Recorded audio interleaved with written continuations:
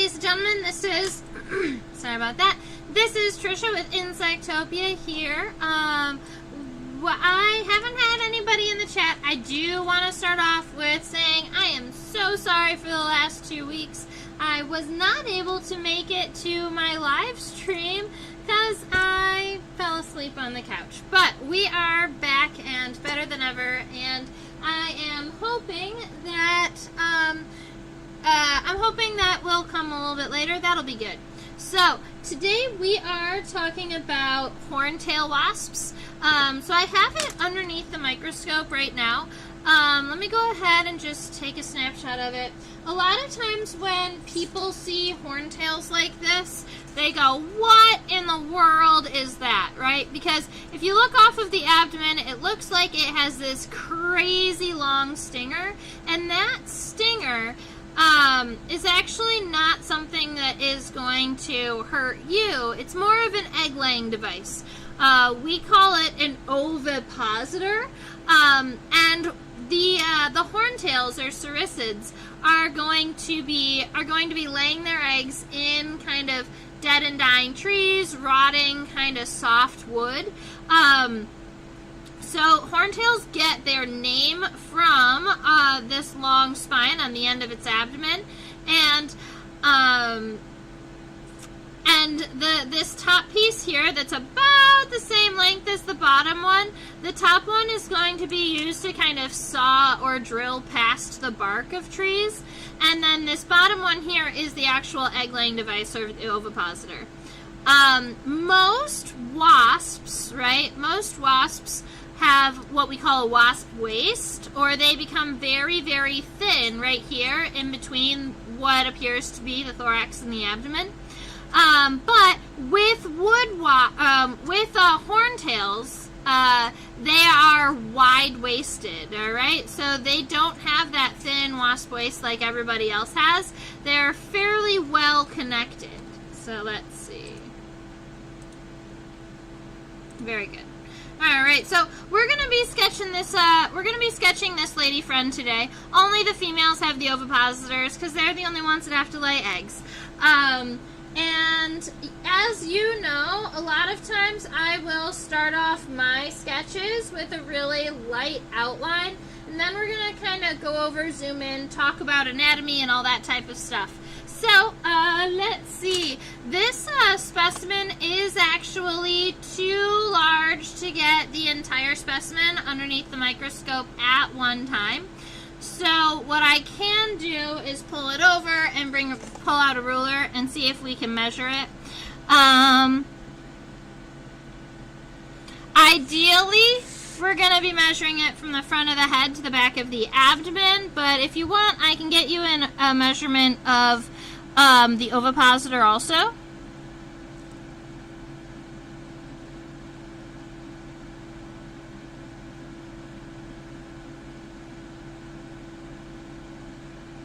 Alright, I'm going to say this specimen is about 2.6 centimeters from the front of the head to the back of the abdomen. And if you want to count the ovipositor seems to be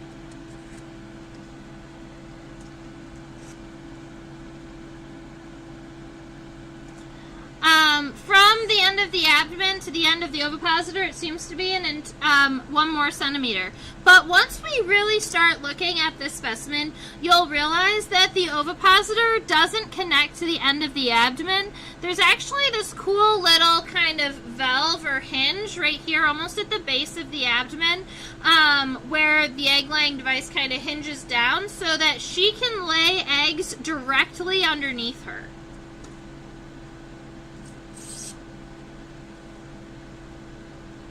All right.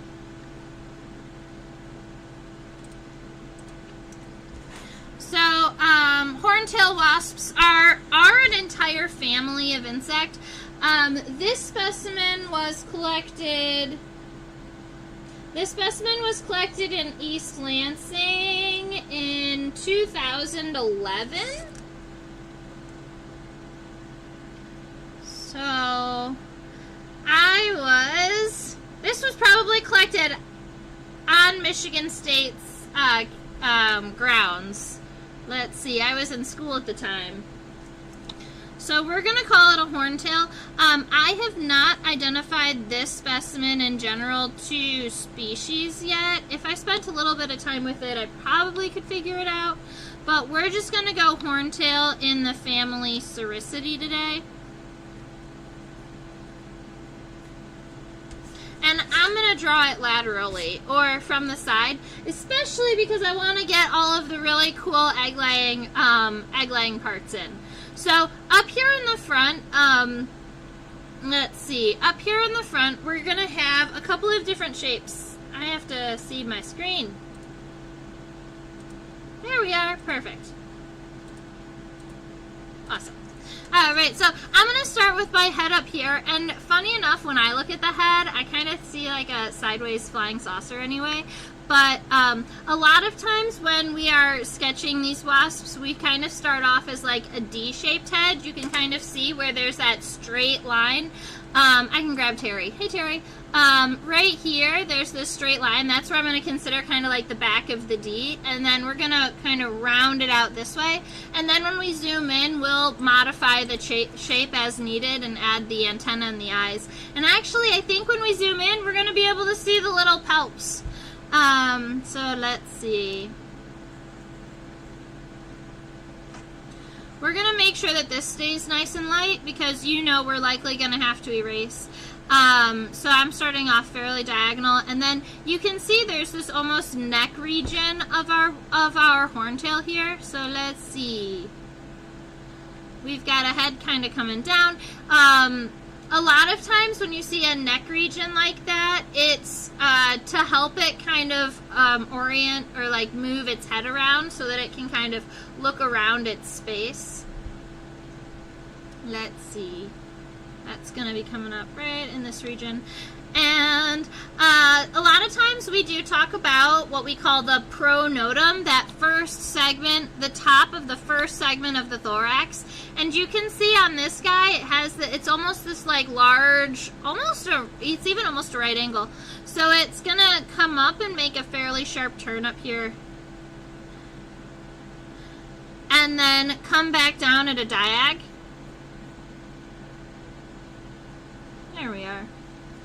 All right, so we've got that taken care of. Now, this is also going to be where the first pair of legs are connected because they're connected one pair of legs for every third of the thorax. So for the first segment of the thorax, there's going to be one pair of legs, and you can almost see that here on this image. If we look right around here, right here, this is going to be our first pair of legs, and they're kind of pulled and tucked back a little bit, but when we draw it, we'll go ahead and open up those legs a little bit better.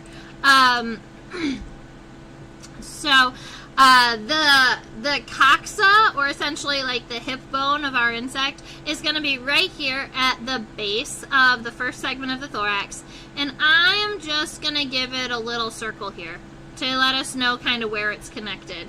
After that, I do want to go up and kind of add where our wings are coming out. So if we look right up here at the top of our insect, that's where you're going to have this line coming down. But then if you go down about a third, that's where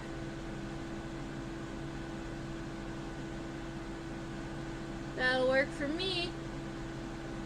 Cool. So you'll notice that the wings are pretty much straight right off of the back. Now, admittedly, we're not going to start this one straight. We're going to start it just underneath so that there's a little bit of overlap of this top part here. We're going to go here. We're going to come about a third down, and we're going to go one more time. I'm not going to add the end yet because I want to make sure I've got my thorax and my abdomen taken care of first. And right now that we're seeing this insect laterally, we can see that it doesn't really have that really thin wasp waist like you would expect a wasp to have. But what you do see is a larger gap in between the first and second pairs of legs. So if you look right around here, we've got the first leg, and then there's this open space here, and then you have the second and the third pairs of legs. So when we're sketching this, we're just going to go ahead and give it kind of a little bit of space here. And then our second pair of legs and our third pair of legs. I'm just going to annotate kind of where they're going to be coming out of the body with small circles, and then we will deal with that when we get there. And so you can see that the end of the thorax, you're going to kind of slightly, you're going to come up just a little bit, but when we get all the way to the abdomen, we're going to be coming back down and making it fairly bulbous. Check out, so there's this really cool hinge. It might be easier to see it from the other side of the specimen. We might have to flip the specimen over to see it. I'll show you in a minute. But we're going to make it kind of come not super narrow. And then, let's see. We're just going for the overall shape of the specimen, and then we will come back. The abdomen does kind of droop away from the wings, and about right around here, I would say. So, we've got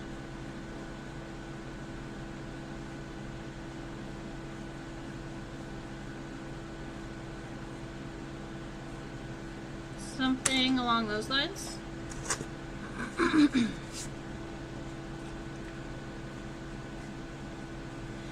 And just like always, I didn't leave totally enough room because I think I'm going to end up having to modify the horntail and the ovipositor to fit onto my paper. That'll be fun. So this is what we're looking at here. You're seeing kind of these three appendages, and I believe that top one is the one that they gain kind of the horntail name from. You can see that it has the spine, and if we were to zoom in on it, it almost looks like a little saw. That one does extend kind of past the wings, and it's going to connect right around here. The next two that you see down, the first one that looks a lot thicker, that's actually in an ichneumon wasp that we've drawn before. That would be like the sheath that guards the egg-laying device. In these specimens, sometimes they come separate. So let's see. We've got this piece here. And then the actual ovipositor is actually connected way down here and comes and moves forward. So I'm going to just kind of give us a light sketch like this, and I'm fine with that. Let's go ahead and zoom in and check out some of the features. We can talk about the eyes.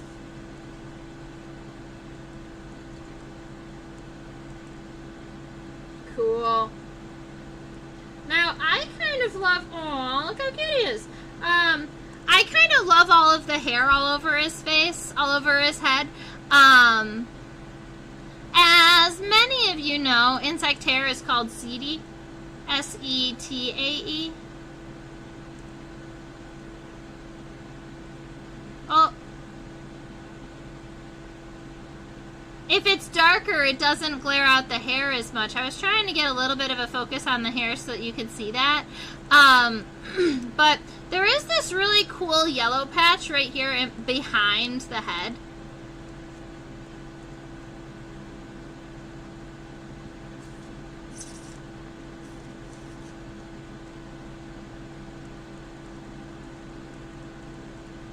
He's so cute. All right.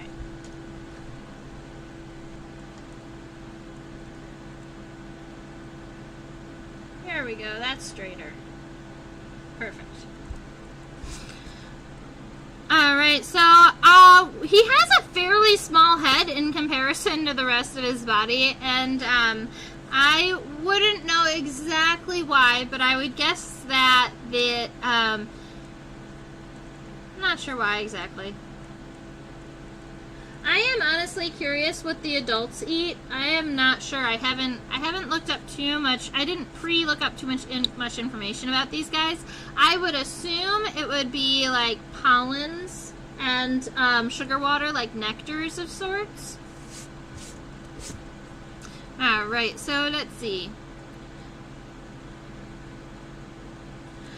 So when I'm looking at the compound eye, I'm just want to point out to what I'm seeing.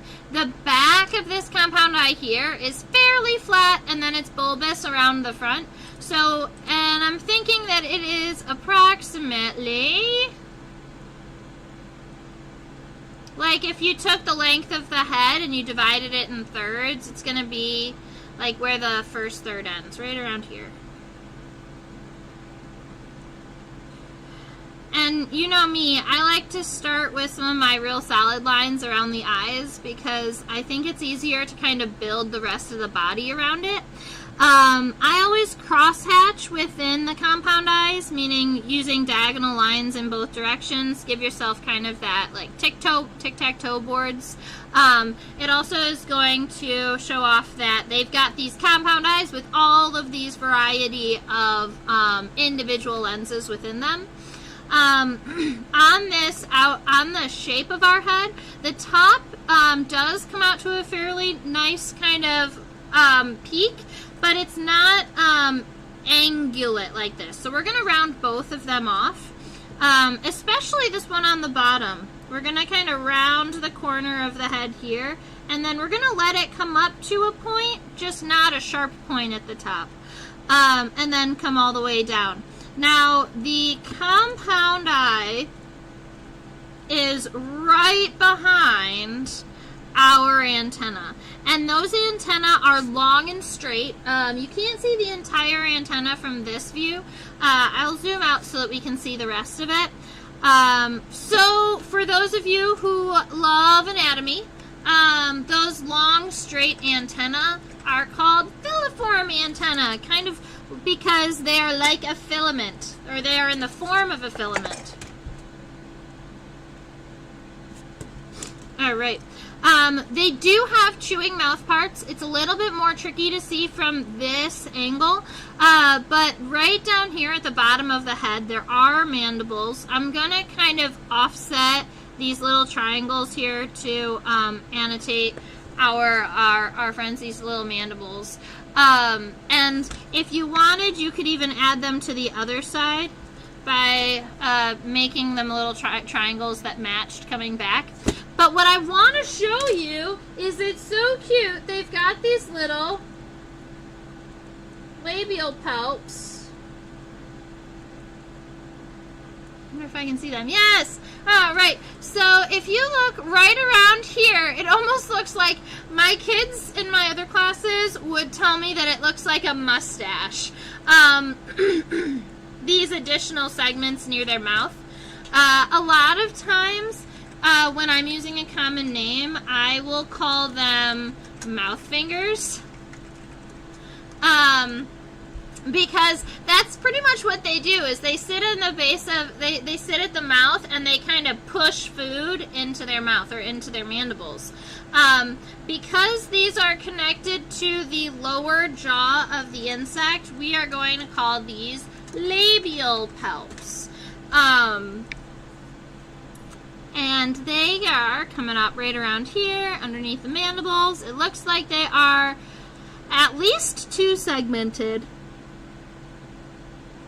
and clubbed.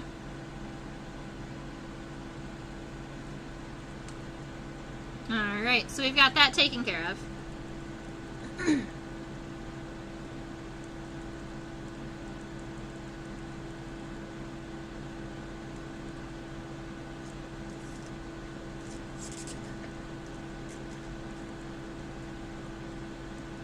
So when I was looking at the other side of the insect, I realized that its antenna was not complete. There were some segments broken off. So I did flip the specimen over so that we can see its antenna in its completion. I think the other side only had about 2 of those orange segments, and this side has significantly more. I am going to change the angle of these antennae. Rather than coming back over the body, I'm going to take them, move them up, and come kind of back in this direction.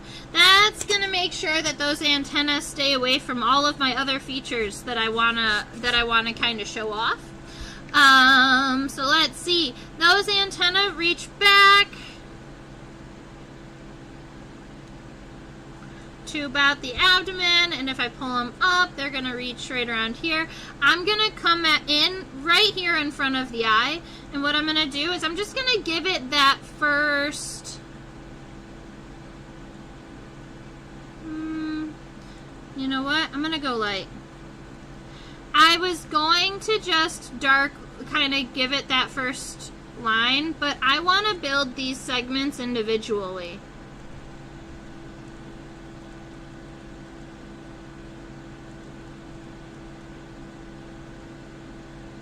You see how these antennal segments are all individual, they're all unique. I'm going to go ahead and zoom in, and we're going to see what we can do about it. Cool. This first segment of antenna. So antenna are going to have a variety of segments, and they're defined in 3 pieces: the scape, the pedicel, and the flagellum. The scape is the first segment, the pedicel is the second segment, and the flagellum are all of the rest. So if we are starting here, the scape is this first kind of wider segment that holds the antenna to the head. Its most important job is keeping the antenna stable and keeping the antenna connected to the head. That's what its job is. The next segment is actually very tiny. You can see it right about here. It looks like almost a really flat looking disc segment. And that is because that's the pedicel, and it's going to help the antenna stay super flexible, right? So if you have a big, thick segment that helps connect it to the head, now I need a segment that's going to help it kind of wave around like antenna do.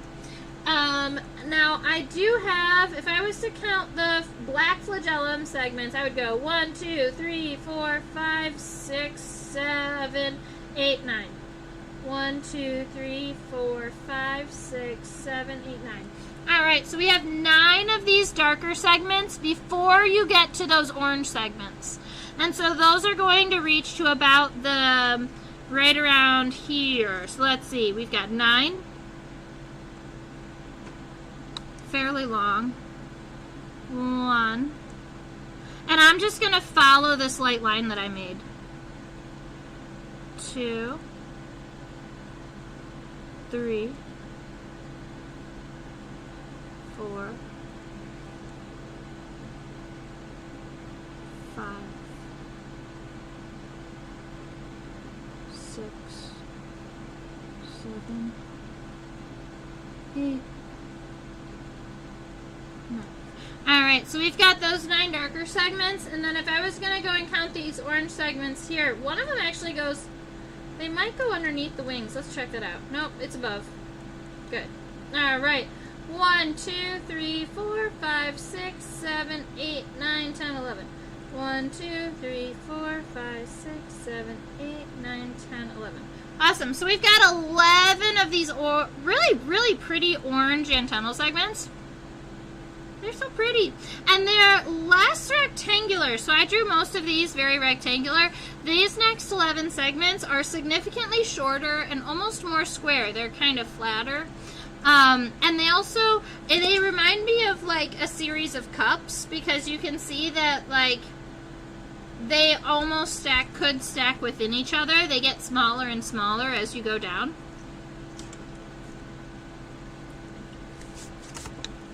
So let's see, 11 of these.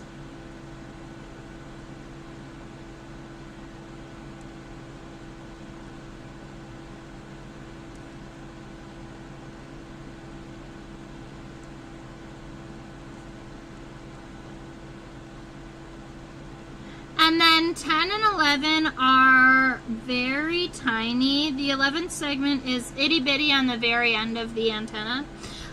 What I'm going to do is kind of add some graphite to these first 9 segments that are dark, and I'm going to smudge it in so that you can see the color change in the antenna just a little bit. Very good. Alright, I'm happy with that. We've got our head taken care of. There's a part of me that wants to see if there are any simple eyes on this guy. I don't think that there are. Oh, look at that.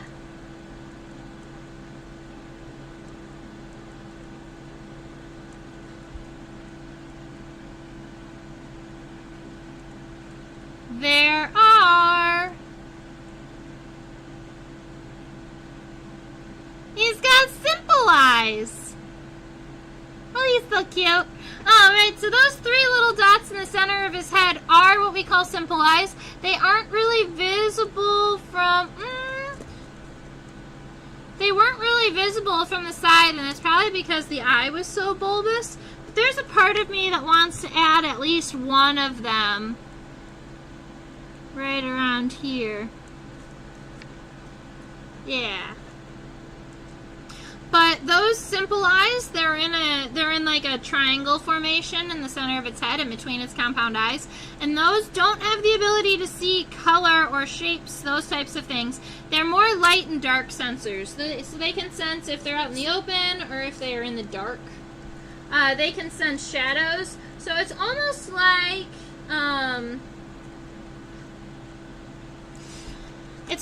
looking through wax paper, is what I tell my students.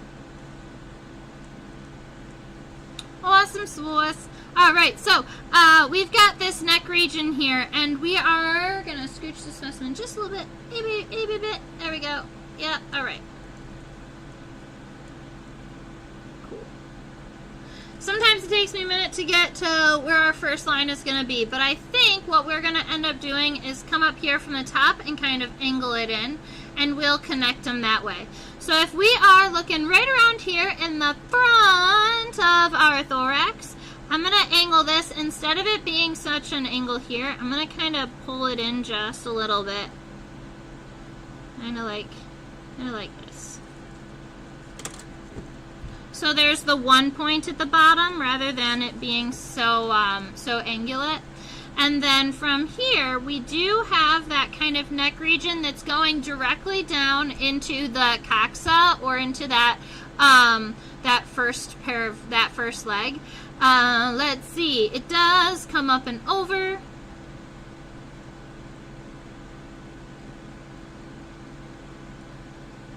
And keep in mind that you are going to go over the wings just a little bit. Maybe even more than we had already done. Let me check that out. Cool. Awesome. So we're going to start right around here, and we're going to add an additional piece. Because that right here, this kind of additional piece on the top of its back, I can use Terry to point it out. This right here is the scutellum of this wasp. That's what I believe. If we were looking at it from the top, it would be a lot more noticeable, but this is in between the 2 pairs of wings and is going to be right here on the top. That's our scutellum, for sure. For sure. Okay. We also have another plate. When we were zoomed out, we thought this entire plate was kind of one, but I do believe we've got a top and a front plate here. Plates of exoskeletons are called sclerites. Alright, so we've got this piece here, and then another piece that's coming down, and rather than it coming straight across, I'm going to make it kind of make it like bulbous out just a little bit. Alrighty. Now, we do have, right here is where our leg is going to be connected, and what I want is I just want to at least start the leg here. Now, this, the legs come in very similar pieces to human legs, except for a couple of differences. Humans don't have a coxa, but essentially the coxa on an insect is the hip bone. It's like the segment that connects the leg to the body. Alright, so you've got the coxa, but then you have, I'll go ahead and use these, the femur, which we have, the tibia, and humans have metatarsals, and insects just have tarsi. But we've got the coxa, the femur, the tibia, and the tarsi. So right here, our coxa is going to come backwards, kind of projected backwards in this region. Like so. And then instead of our legs kind of pointing back like this specimen has, I'm going to make our specimen kind of walking as if it was not pinned.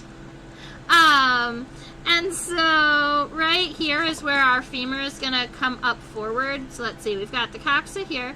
The femur is not incredibly long, about double the width of the antenna.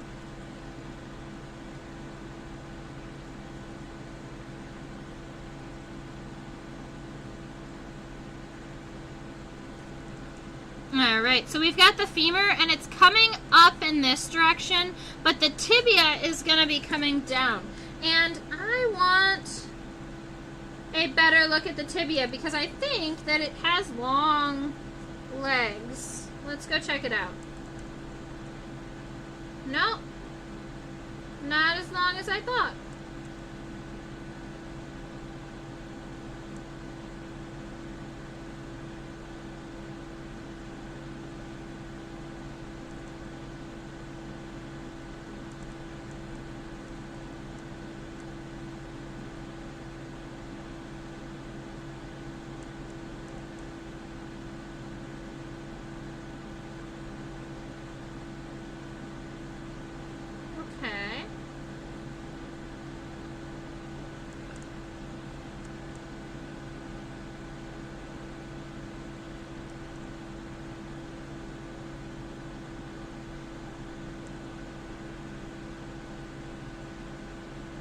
So I didn't take the label off of the specimen, but I was essentially just trying to get an idea of the length of these legs for our sketches.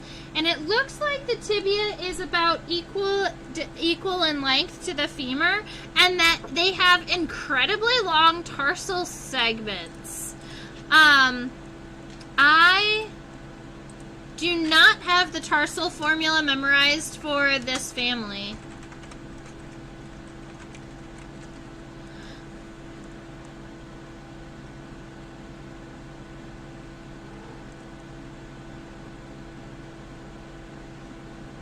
I want to say it's going to be 555, but I am going to look it up.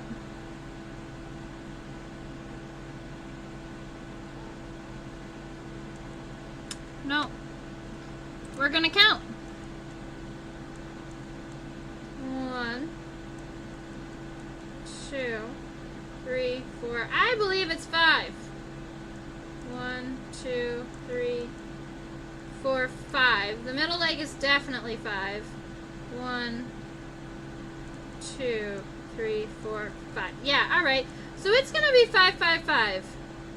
Meaning 5 tarsal segments on the front leg, 5 on the middle leg, and 5 on the hind leg. And after taking a little bit of time to look at our specimen here, I know for sure that that first tarsal segment is crazy long. There was a minute there that I thought that it was the middle leg because it's so long. Wow.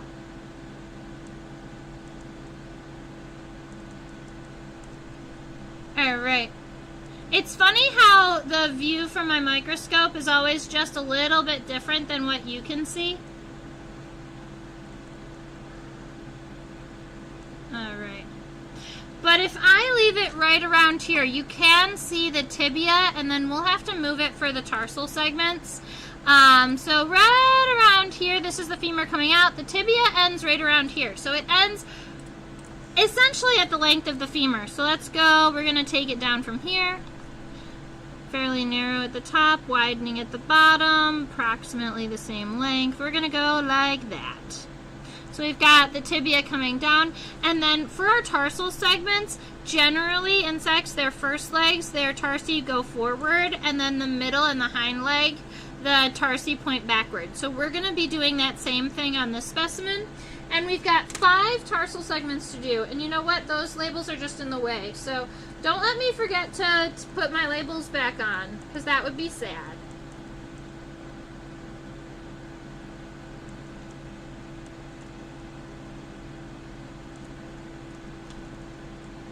Now the reason that it took me so long to count these is because there's a couple of regions in that first tarsal segment that could almost convince you that it's a whole brand new segment. But there's no true separation there. So let's see. I might be able to even zoom in here and show you. So you see how there's these series of cross lines, but this first segment doesn't actually end until way up here. 1, 2, 3, 4, 5.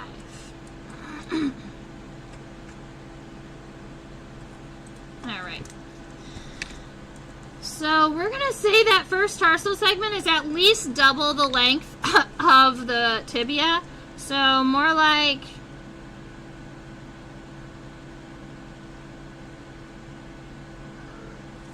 1. And then, oh, Misty, don't do that. You can't jump right now. I'm sorry, baby. I'm sorry. Stay up there. All right. 1, 2, 3,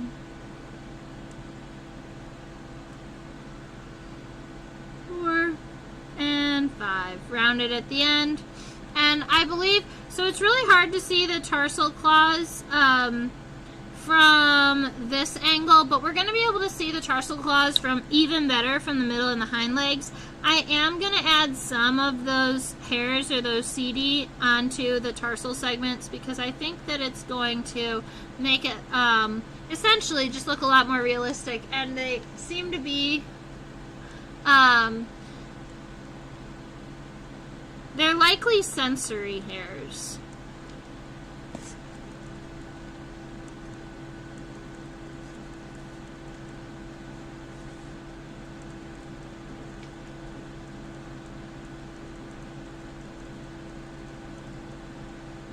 Look at those claws. Those are really cool.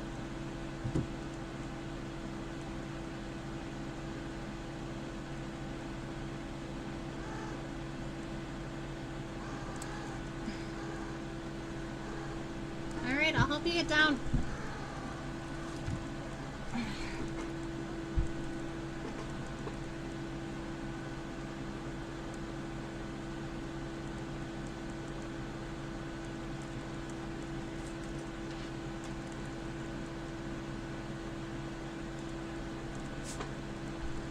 Alright, so we are moving back from that front pair of legs, and we're going to kind of move on. If you imagine kind of where this coxa separated, the thorax is actually going to continue from where the coxa was separated. So if this is where the coxa is, then we can come in and pull the bottom of the thorax here. Our middle legs are going to be very similar, but we're going to kind of face them in a backwards pointing direction. So the femur is nice and long, well, nice and wide actually. It's more wide than long. And then it's going to come down, the narrower at the tip and wider at the end. Almost, I always imagine this kind of like flare jeans. And then you have those incredible tarsal segments. And on this, in the middle leg, they actually have this kind of yellow banding too. 1, 2, 3, 4, 5. Awesome. You can see the definition of all 5 tarsal segments right around here. So, that first one goes 1. And then the second segment's about how we're going to go a little under half. 2. The third one is just shorter than the previous one.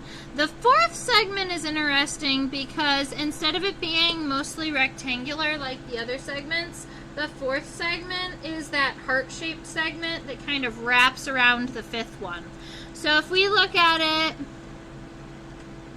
right about here, you can see that it kind of comes up in this direction and bends backward. It's a really, really small segment right here.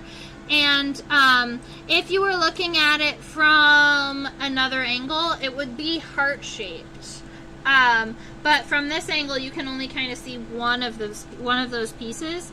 So it's kind of wider up towards the top and then and then narrow like this, and it's going to kind of surround this last segment. And the last segment actually goes back to being of decent length.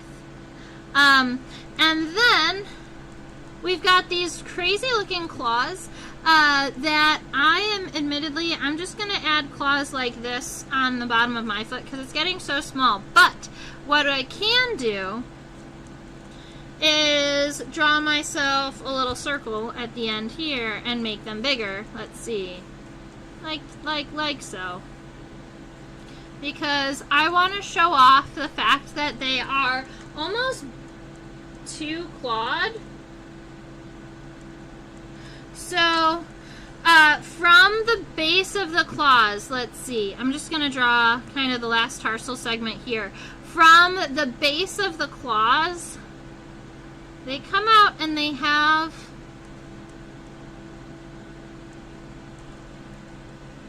a spine that comes down and then comes out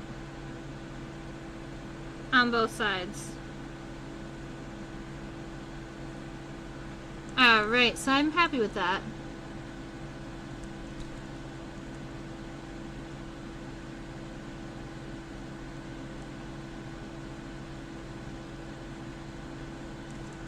So they have this kind of grippy looking claw at the end of their leg where they've got these two tarsal claws, but then they also have these kind of like basal claws here, and it's just too much to draw way down there in the little space. But that's what their middle claw looks like, and I believe the hind claw is very, very similar to that too.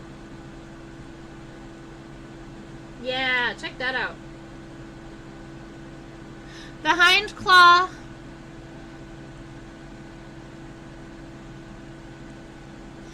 this part here is a little more stout and it doesn't curl as much, but it is very, very similar in that it has those two spines.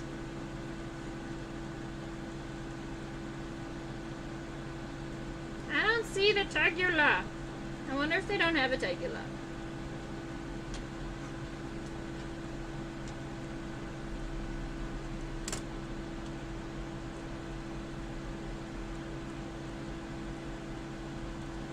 Focus.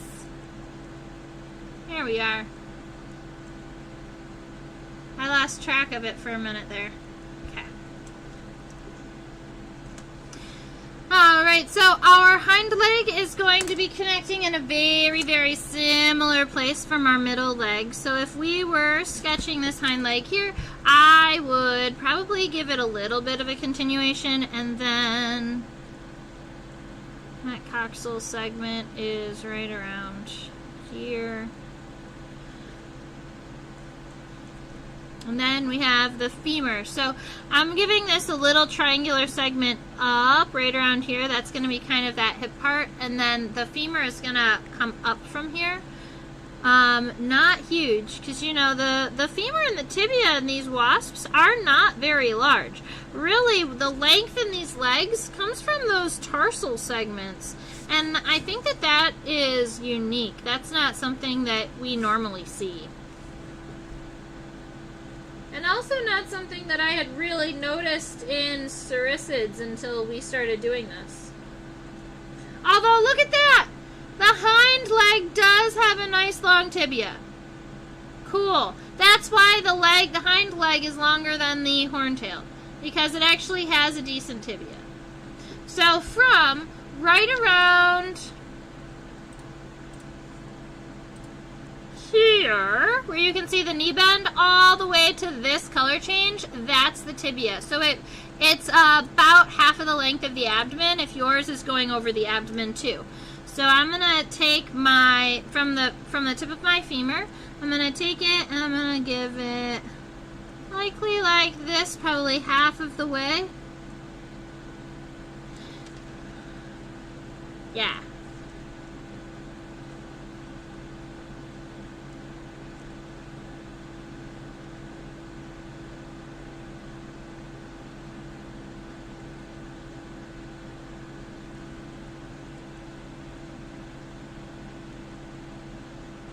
If somebody told me that this hind leg was only 4 tarsal segments, I would believe them. 1, 2, no I wouldn't. 1, 2, 3, 4, 5. It is still 5. Alright, I just didn't see one.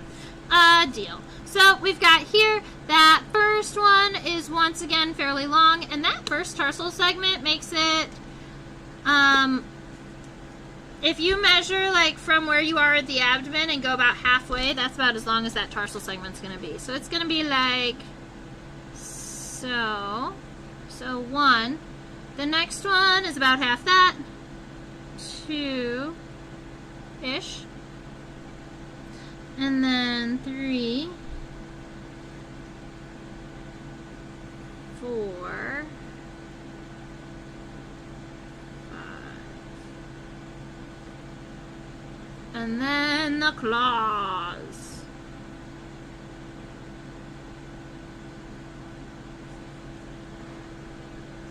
That are very similar to this. They're kind of double hooked. Alright, so we have some legs taken care of. We have the head, the piece of the thorax. We're going to go back and do some of these body work. Now, the body work should not take us as long as everything else has been taking. So that's the good news. Let's look at the wings next.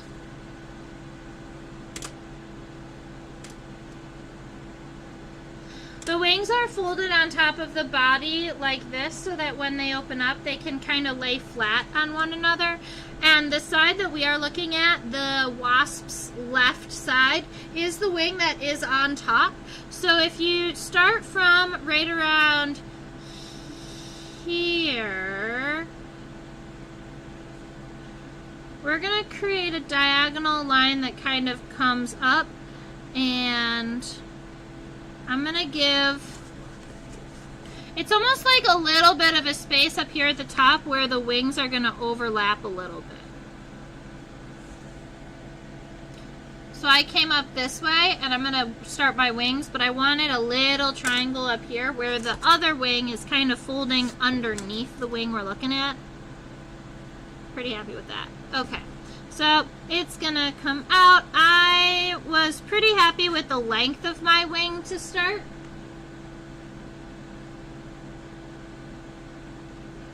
I know I have been meaning to do some research and kind of memorize wing venation. It's been so long since I've done, since I've studied actual wing venation, the costa, the media, the radial, the anal veins. I feel the need to freshen up on them before I teach an entire class on wing venations. But I have some really, really cool books to share with you once I really get into it. I'm hoping that that'll happen semi-shortly, but, you know.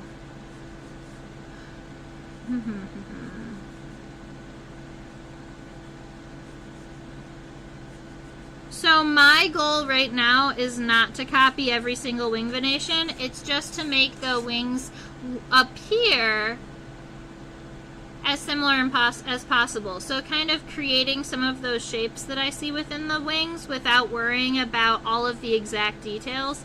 And that, we can call it artist's choice, right? So as you're sketching and looking at new things and new insects and new body parts, it's always cool to really focus on new parts that you're interested in, and then you can always go back and change and modify things that maybe you didn't look at as carefully.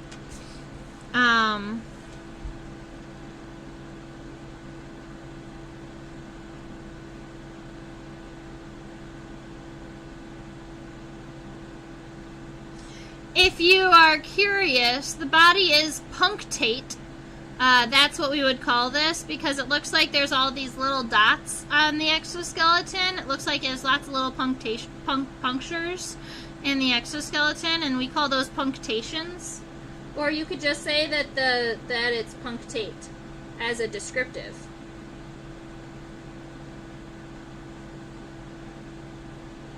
I'm going to say the abdomen, from what I have counted, is approximately 7 segments. 1, 2, 3, 4, 5, 6, 7.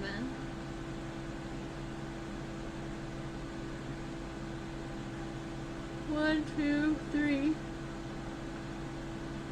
1, 2, 3, 4, 5, 6, 7. Yeah, we've got 7 segments here. So right after this hind leg, you're gonna start the abdomen. Now the first segment of the abdomen is actually really small, so I already have a very light outline of what I imagine the abdomen's gonna look like. So I'm gonna start off by kind of giving a light sketches as to where the abdominal segment should be, and then we'll go over that darker as we move through it.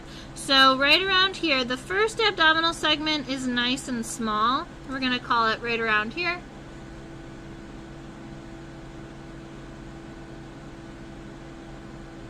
I also want to tip my hat to essentially the lateral line of the side of the abdomen. So where the bottom pieces of the exoskeleton meet the top pieces of the exoskeleton. It's gonna start kind of in the middle right around here, but then instead of finding itself in the middle of the abdomen out here, the lateral line kind of comes in and then drops pretty heavily down here, closer to where under the ovipositor, under this piece here. Alright, so I'm going to give myself that line too, and that will come in handy eventually. So we've got that first segment.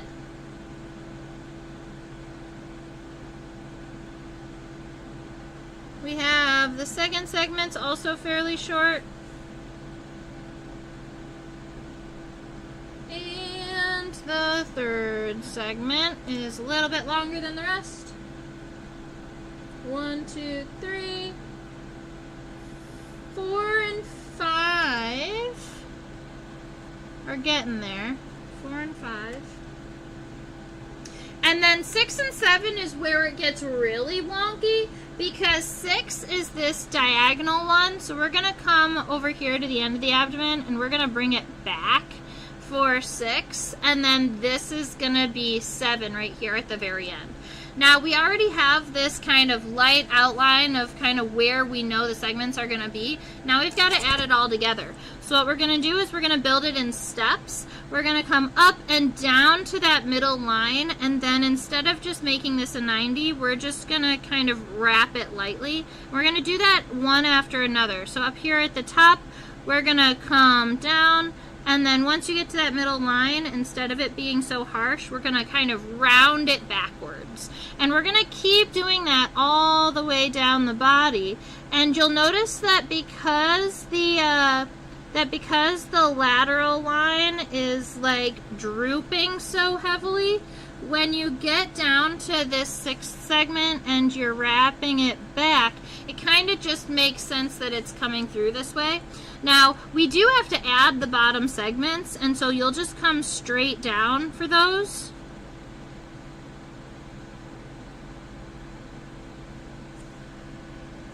Until this last one, and I think this last one is going to angle in just a little bit.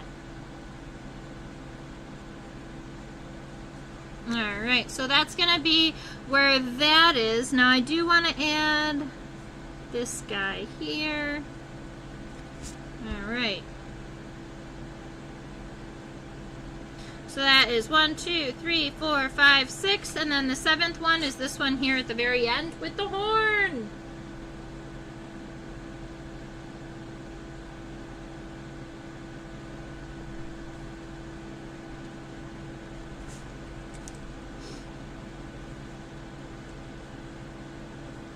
So we're coming down this way. The base of the horn is narrower. It gets a little bit wider, and you can see it does have those serrations or those saw points to it. It is longer a little bit on the top than on the bottom. So we've got a little saw friend.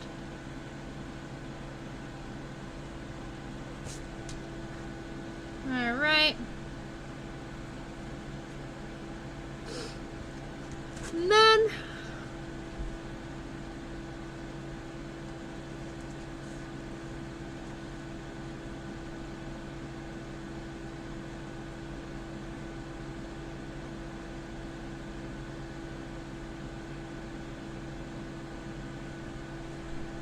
Just trying to get a good look at exactly where this piece comes out of the abdomen, but it looks like it is coming out of A7, that last abdominal segment.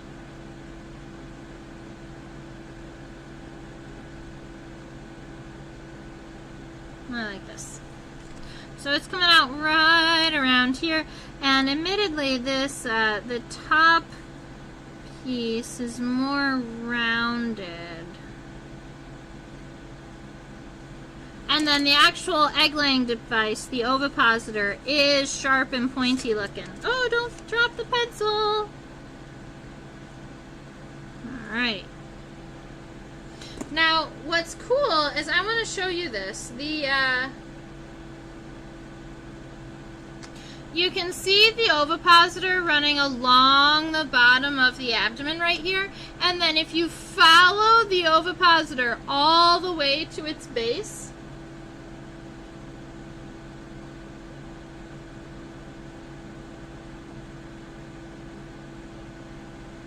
it's right around here.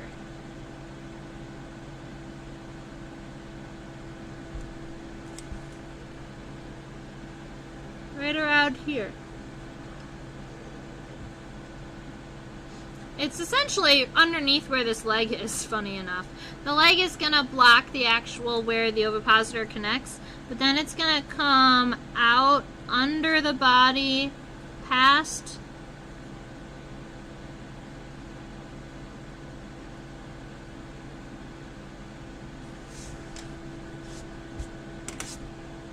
And this egg-laying device here does have the ability to rotate and go completely underneath the wasp, which is nifty.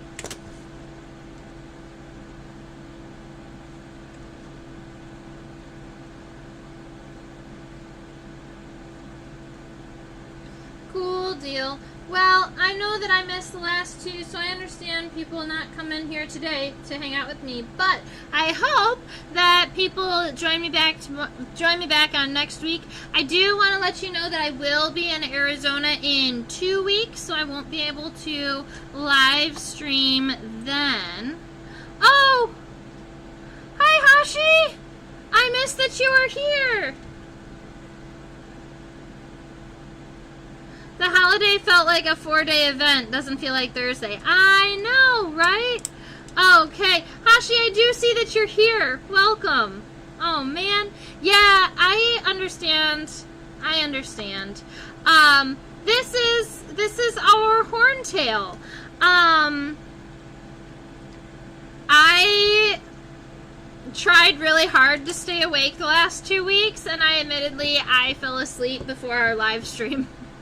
And so, but I am happy to be back, and if you want, I can go ahead and take a picture, a snapshot of what this looks like, so that'll stay, and I can pull the specimen over so that you can see it kind of in its entirety if you were curious about getting some ratios, because I can't get the entire body underneath the microscope at one time. But he's kind of cool. These horntails lay their eggs in like rotting and decomposing wood, so their grubs are going to be kind of wood boring essentially. And then when they're getting ready to pupate, they kind of burrow their way up closer to the surface so that the wasps don't have too much to chew through.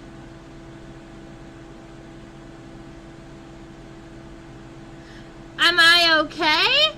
Yeah, I'm totally okay. The biggest issue was the fact that I just started summer camp 2 weeks ago, and I'm taking care of like 55 to 57 kids a week for essentially the next 7 weeks. So there was a part of me that almost thought I might have to cancel because I might not be able to stay up and play with all of the children all day long.